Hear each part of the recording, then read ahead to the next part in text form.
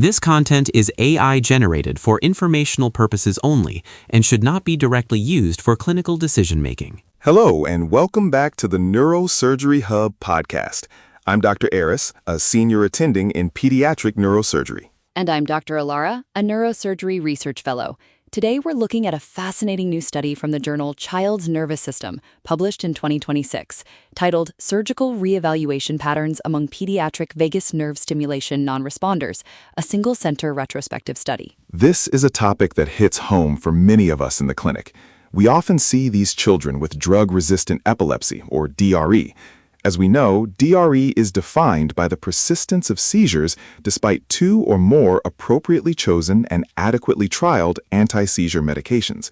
The prevalence in community-based pediatric populations is about 13.7%, which is quite significant. Exactly. And for those who aren't candidates for resective or ablative procedures, perhaps because they have multifocal onset, non-localizable refractory epilepsy, or a seizure focus in eloquent cortex, vagus nerve stimulation, or VNS, becomes our primary adjunctive therapy. Right. It's FDA approved for children ages 4 to 18.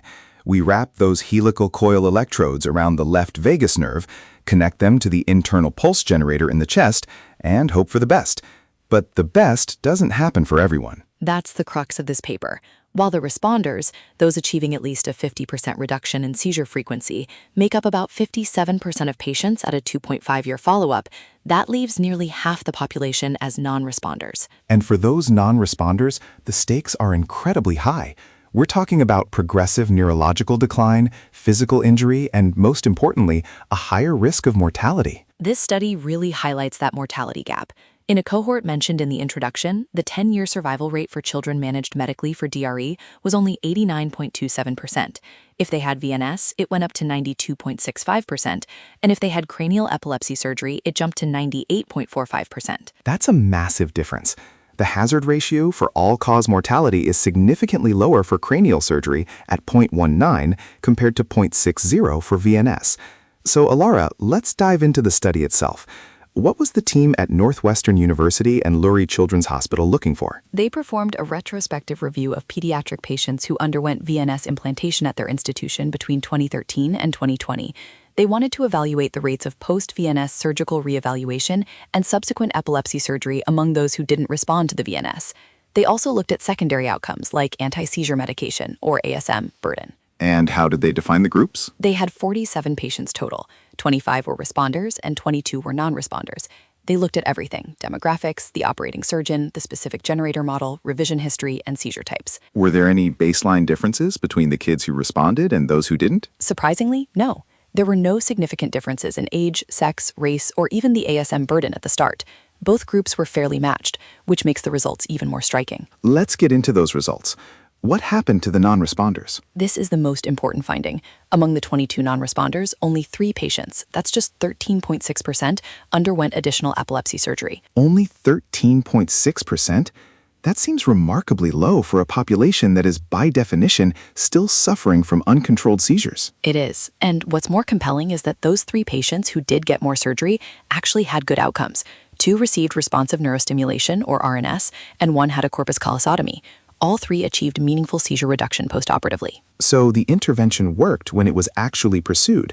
What about the rest of the non-responders? Most stayed on medical management, and the study noted that at the time of follow-up, the responders were taking significantly fewer ASMs than the non-responders, with a p-value of 0.03.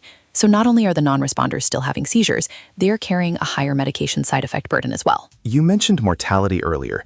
Did this specific study cohort see any of those tragic outcomes? Yes, there were 3 deaths in the non-responder group during the follow-up period. None of them were surgery-related, but it underscores the risk these children face when their seizures remain uncontrolled. In contrast, there were 0 deaths in the responder group. That is a sobering statistic. It really challenges the terminal mindset some clinicians might have regarding VNS. Sometimes in practice, if a child doesn't respond to VNS, there's a feeling that we've exhausted surgical options. Exactly. And the authors point that out. These children are often regarded as having reached the end of the surgical line. But this study suggests that many non-responders might still be candidates for other neuromodulation like RNS or disconnection procedures like a corpus callosotomy. Why do you think the reevaluation rate is so low? Only 13% is a small fraction. The paper suggests it might be due to a lack of structured follow-up pathways. If a patient is seen in a general neurology clinic or a less integrated epilepsy program, the conversation about what's next might not happen as aggressively once the VNS is in. That's a great point for the residents and practicing surgeons listening. We need to be proactive. If we see a patient at the 1-year or 2-year mark post-VNS and they haven't hit that 50% reduction mark, that should trigger a formal surgical reevaluation. And the study showed that when that reevaluation does happen and surgery is performed, it can be successful.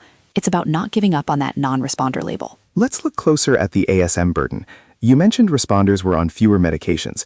Does the paper specify if that was a goal of the VNS or just a natural consequence of better control? The paper notes it as an outcome. In many cases, if a patient responds well to VNS, the neurology team may attempt to prune the medication list to reduce toxicity and improve quality of life. For the non-responders, they often end up on more medications in a desperate attempt to achieve control, which we know rarely works after the first 2 or 3 drugs have failed. It's a double whammy for the non-responders. More seizures and more side effects. Precisely.